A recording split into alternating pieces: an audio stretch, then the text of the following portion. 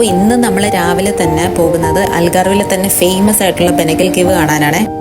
ഞാൻ ഓൺലൈൻ വഴി get your guide എന്ന് പറയുന്ന പ്ലാറ്റ്ഫോമിൽ നിന്നാണ് കേട്ടോ ടിക്കറ്റ് ബുക്ക് ചെയ്തത്. ലാഗോസിൽ നിന്നാണ് ട്രിപ്പ് സ്റ്റാർട്ട് ചെയ്തത്. ഇവർ നമ്മൾ സ്പീഡ് ബോട്ടിലാണ് കേട്ടോ കാണിക്കാൻ കൊണ്ടുപോകുന്നത്.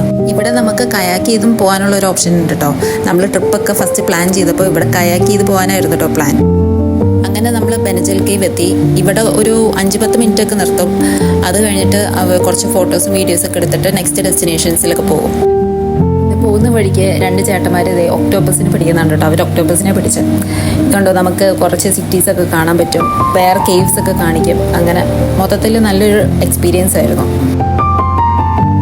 ഉച്ച കഴിഞ്ഞിട്ട് ഞാൻ പോയത് ആൽഗ്രസെക്കോ എന്ന് പറയുന്ന സ്ഥലത്താണ് കേട്ടോ. ലാഗോസിൽ നിന്ന് 2 hours ബസ് കയറിയിട്ടാണ് കേട്ടോ നമ്മൾ ഈ സ്ഥലത്ത് എത്തേണ്ടത്.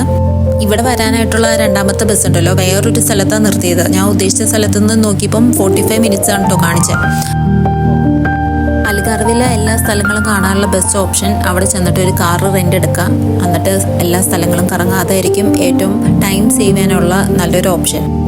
ഈ സ്ഥലം കാണാൻ നല്ല രസമായിരുന്നു കേട്ടോ. ഇവിടെ നമ്മൾ ചെന്നിട്ട് നമുക്ക് കുറേ കേവ്സ് കാണാൻ പറ്റും, കുറേ ടണൽസ് കാണാൻ പറ്റും. അതിൽ കൂടെയൊക്കെ നമുക്ക് ഇങ്ങനെ നടക്കാം. ഇവിടെ വരുന്ന എല്ലാ ആൾക്കാരും ഇങ്ങനെ കേവ്സിലും ടണൽസിൽ കൂടെയൊക്കെ നടക്കുന്നു, ഫോട്ടോ എടുക്കുന്നു. ഇതൊക്കെ തന്നെയായിരുന്നു കേട്ടോ എല്ലാവരും ചെയ്തുകൊണ്ടിരുന്നത്. ഈ ഒരു സ്ഥലത്ത് ഞാൻ കുറേ നേരം ഇരുന്നു കേട്ടോ. നല്ല ഒരു പീസ്ഫുൾ സ്ഥലമായിരുന്നു കേട്ടോ. ഇവിടെ സൺസെറ്റ് കാണാനായിട്ട് അടിപൊളിയായിരുന്നു. എനിക്ക് സൺസെറ്റ് കാണുന്നുണ്ടായിരുന്നു. അങ്ങനെ ഞാനൊരു 7:30 ഒക്കെ ആയപ്പോഴേക്കും തിരിച്ചു പോകാമെന്ന് വെച്ചു. ഞാൻ ഊബറിനാണ് കേട്ടോ തിരിച്ചു പോയത്. ഊബറിനൊക്കെ പോകണമെങ്കിൽ നമ്മൾ 1 hour കൊണ്ട് തിരിച്ചെത്തും. പോകുന്ന വഴിയുണ്ടല്ലോ ഈ സ്കൈ കാണാൻ നല്ല ഭംഗിയായിരുന്നു. ഒരു 9 ആയപ്പോൾ തിരിച്ചെത്തി ഡിന്നറൊക്കെ കഴിച്ച് അന്നത്തെ ദിവസം ഞാൻ അവസാനിപ്പിച്ചു. ഇനി അടുത്ത വിശേഷം അടുത്ത വ്ലോഗിൽ കാണാം. ബൈ.